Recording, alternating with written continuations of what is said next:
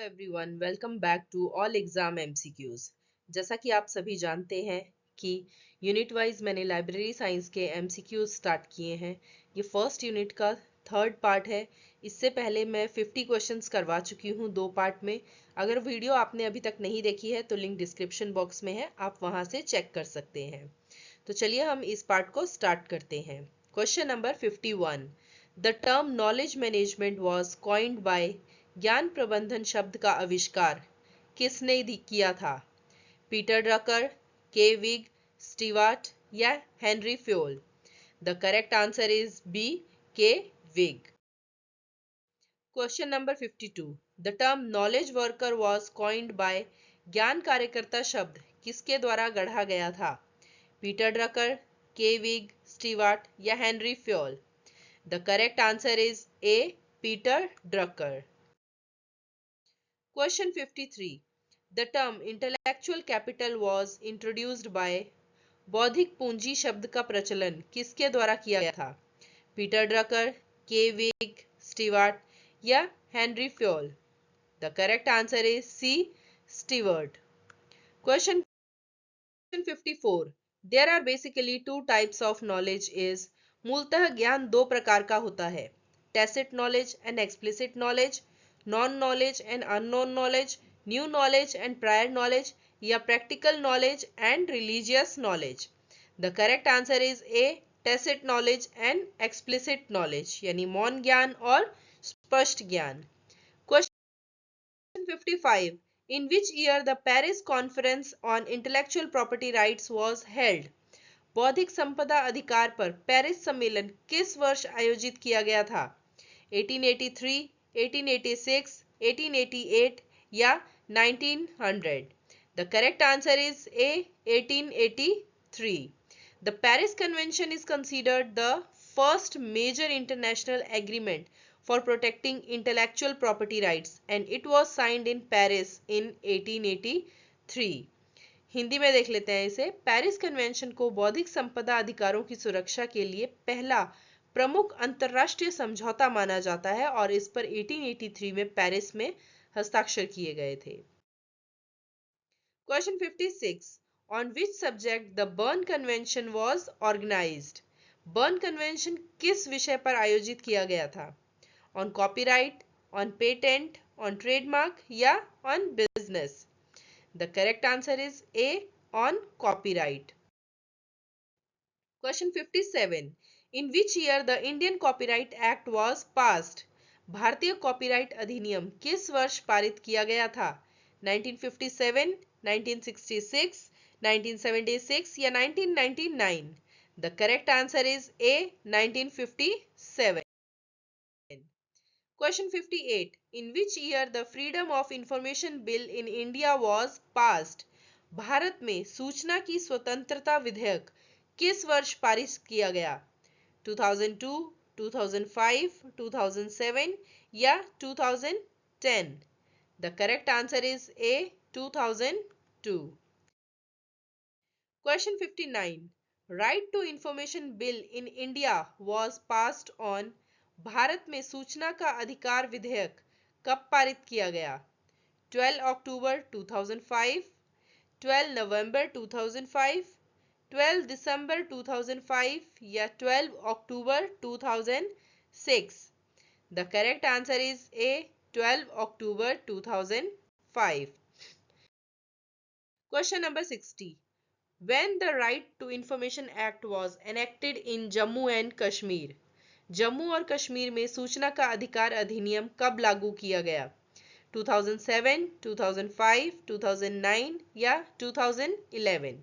The correct answer is C, 2009. The Right to Information Act was enacted in Jammu and Kashmir in 2004 as the Jammu and Kashmir Right to Information Act. However, this was later replaced by the Jammu and Kashmir Right to Information Act 2009, which came into force on March 20, 2009. Question 61. Who is credited to coin the term semiotic? Semiotic शब्द गढ़ने का श्रेय किसे दिया जाता है? C.S. Peirce, C.D. Osborne, जिगर Habermas या A.J. Wells? The correct answer is A. C.S. Peirce. Question 62. Who among the following is credited to coin the term post-industrial society? निम्नलिखित में से किसे पोस्ट इंडस्ट्रियल सोसाइटी शब्द गढ़ने का श्रेय दिया जाता है? Alain Touraine, Fritz Machlup, William J Martin या N.J. Belkin? The correct answer is A. Alain Touraine. Question 63. Which of the following does not protect intellectual property? निम्नलिखित में से कौन बौद्धिक संपदा की सुरक्षा नहीं करता है? Encryption of data, digital watermark, uniquely encoded licenses या plugins? The correct answer is D. Plugins. Question 64. Who defined information society as one in which labor has been intellectualized? सूचना समाज को किसने ऐसा समाज जिसमें श्रम को बौद्धिक बना दिया गया है के रूप में परिभाषित किया है? Blaise Cronin, Manfred Kochen, Manuel Castells या William J Martin? The correct answer is A. Blaise Cronin. Question 65. Because you deserve to know is the punchline used by which newspaper? क्योंकि आपको जानने का हक है, यह वाक्य किस अखबार ने इस्तेमाल किया है?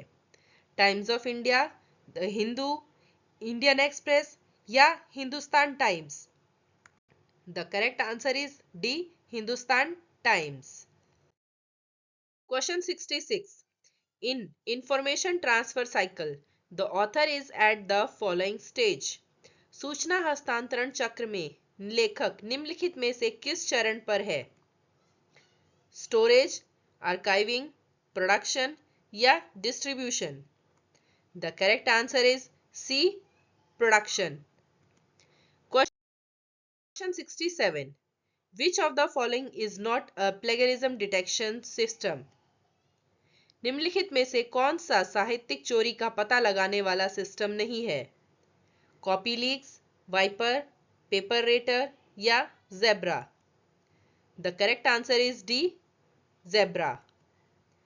Zebra is an open source journal purpose structured text indexing and retrieval engine. It reads structured records in a variety of inputs formats, example email, XML, mark, and allow access to them through exact Boolean search expressions and relevance ranked free text queries. Question 68. Text recycling is also known as. Text recycling को आप और किस नाम से जानते हैं? Fair dealing, self plagiarism, reproduction या in text citations? The correct answer is B. Self plagiarism. Question 69. Who said that knowledge is of two kinds? We know a subject ourselves or we know where we can find information upon it. किसने कहा कि ज्ञान दो प्रकार का होता है? किसी विषय को हम स्वयं जानते हैं या हम जानते हैं कि उस विषय पर जानकारी कहाँ से प्राप्त हो सकती है? S.R. Ranganathan, W.C.B. Shares, Samuel Johnson या H.E. Bless? The correct answer is C. Samuel Johnson. Question 70. The tendency to interact with people of dissimilar type is known as. भिन्न प्रकार के लोगों के साथ बातचीत करने की प्रवृत्ति को किस रूप में जाना जाता है? हेट्रोफिली, होमोफिली, सिंक्रोफिली या anophily? The correct answer is A. Heterophily. Thanks for watching and all the best for your exam.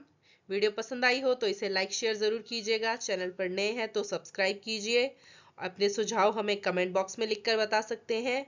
और हाँ, वीडियो को सब्सक्राइब करना, चैनल को सब्सक्राइब करना बिल्कुल मत भूलिएगा. आप लोग वीडियो ज़रूर देखते हैं लेकिन चैनल सब्सक्राइब नहीं करते हैं. चैनल को प्लीज़ सब्सक्राइब कीजिएगा. तो मिलते हैं नेक्स्ट पार्ट में नेक्स्ट यूनिट के साथ. Thanks for watching.